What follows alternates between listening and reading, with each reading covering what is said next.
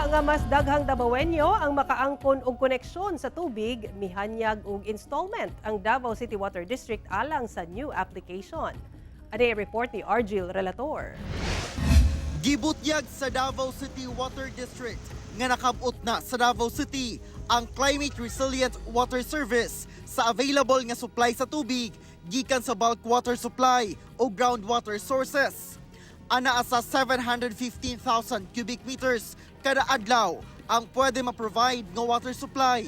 Apan anaa lang sa katunga ni ana ang nagagamit base sa demand sa mga konsumante sa syudad. So with that figure, makaingon ta nga abunda ang ato ang surplus that increases the confidence level no na maka-provide gyud si water district sa ato ang present and future water needs, thus supporting ang direction sa Davao City to becoming a world-class metropolitan.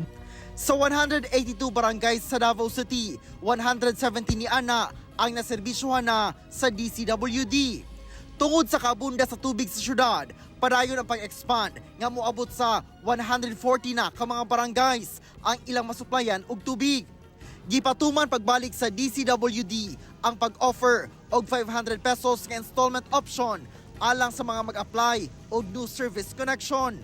Tumong niini nga mapataas pa ang ihap sa residential connection nga dunay linya na sa tubig gikan sa DCWD. Mulungtad kini hangtod sa December 31, 2025. You only have to pay upfront 500 pesos, matauran na ka. And the remaining amount na 5,500 pesos, you will just have to pay that at 500 pesos per month for 11 months na walay interest. So, Sagad matud pa niini kadtong namalhin og residents o dunay mga bag-ong napalit nga property. Kauban si Metro Awing sa kamera. Ako si Argil Relator. 1 Mindanao.